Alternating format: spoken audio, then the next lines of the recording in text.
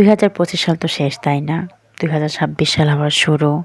2025 সালে অনেক কিছু আমাদেরকে শিখিয়ে গেছে। 2026 সাল নতুন, নতুন আশা নিয়ে আবার সামনের দিকে এগিয়ে যাওয়াটা শুরু করছি আমরা।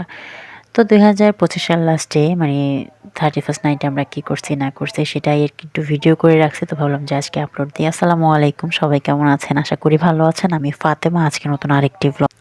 একেকটা বছর মানুষের কাছে কিন্তু একেকটা স্মৃতি হয়ে থাকে যে 2025 সালে আমি এটা পাইছি বা এটা হারাইছি, এটা আমার থেকে চলে গেছে বা এটা আমার কাছে আসছে। একটা স্মৃতি হয়ে থাকে। তো আমরা যখন ওই একটা বছর থেকে যখন খারাপ কিছু পাই তখন আসলে বছরটাকে দোষ দিই যে বছরটা আমাদের জীবনে কুফা হয়ে আসছে বা এই বছরটা আমার জন্য ভালো না।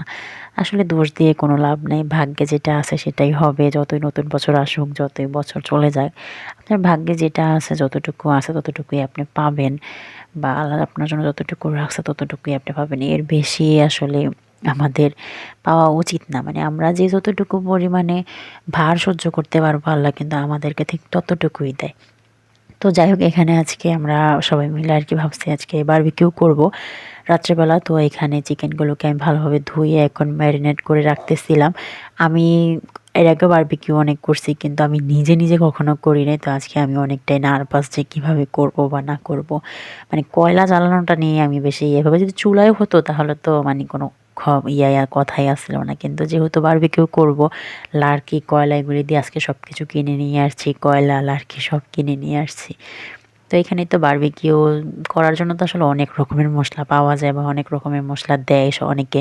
কিন্তু আমি এখানে জাস্ট প্যাকেট মসলা, তারপরে মরিচের গুঁড়া, জিরার গুঁড়া, ধনিয়া গুঁড়া, সয়া সস, লবণ আর বেশি করে লেবু দিছি। আমার আদা রসুনটা দিতেও মানে মনে ছিল না। পরে অবশ্যই আমি আদা রসুন এড করে নিছি। দেখেন অনেক সুন্দর কালার আসছিল আর আমাদের মরিচের গুঁড়াটার কালার এত সুন্দর ছিল। তো আমি এখানে সরিষার তেল আরকি দিয়ে দিতেছিলাম। দিয়ে ভালোভাবে ম্যারিনেট করে প্রায় ৩-৪ ঘন্টার মতো রেস্টে রেখে দিব। আর আমি এখানে কয়লা জ্বালানোর জন্য যে লার্কিগুলো কিনে নিয়ে আসছি এগুলি এখন করতেছিলাম। আর এখানে আম্মু পোলাও রান্না করতেছে, তো ভাবলাম যে আমি একটু নাড়াচাড়া দিয়ে দিই। তো এই তো আজকে অনেকে তো মানে প্রায় মানুষই তো চিকেনটা খায় নান রুটি দিয়ে বা পরোটা দিয়ে খায়, কিন্তু আমরা আজকে পোলাও দিয়ে খাবো। তো এখানে তো সবকিছু রেডি করে নিছি। ১ম এ আগে বেগুনগুলি ভেজে নিতেছিলাম। কিন্তু বেগুনগুলি দিয়ে আসলে আমার ভুল হয়ে গেছে। কারণ একেবারে খাওয়া যায়নি, পুরো নষ্ট হয়ে গেছে। কিন্তু চিকেনগুলি এত সুন্দর হইছে। আমি ফার্স্ট টাইম করছি, মানে আমি ভাবতে পারি না যে এত ভালো হবে। মানে আমি নিজে, নিজে করছি আরকি। আর আমার সাথে তো ছিল ওরা, কিন্তু ওরাও এতটা মানে পারে না আরকি। মানে আমরা সবাই এটাতে নতুন, এর আগে করছে, মানে আমার হাসব্যান্ড করছে বা অন্যান্য কেউ করছে, আমরা খাইছি এটাই আরকি। কিন্তু আমরা নিজেরা, নিজেরা কখনো করি নাই। তো এই তো এখানে করলাম। অনেক মজা হয়েছিল। ভাবি নাই এত মজা হবে। কিন্তু আলহামদুলিল্লাহ ভাল লাগছে আমাদের সবার কাছেই। আমাদের খেতে, খেতে রাত্রে প্রায় ১:৩০টার মতো বেজে গেছে। তো আমার মেয়েও চলে আসছে। ওদেরকে ঘুম পাড়ায় রাখছিলাম কিন্তু ওরা ঘুম থেকে উঠে চলে আসছে। আর এই তো আমরা এখন তাড়াবাতিও করতেছিলাম। এগুলোও নিয়ে আসছিলাম আরকি।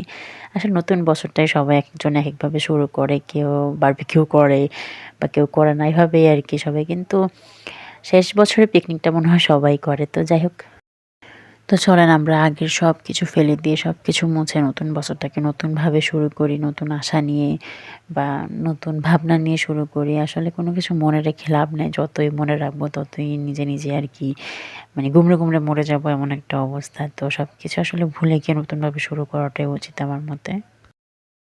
তো যাই হোক, আজকের ব্লগটা আর বেশি বড় করলাম না। আর কি বলছি না বলছি আমি নিজেও জানি না। ঠান্ডায় অবস্থা খারাপ। আল্লাহ হাফেজ।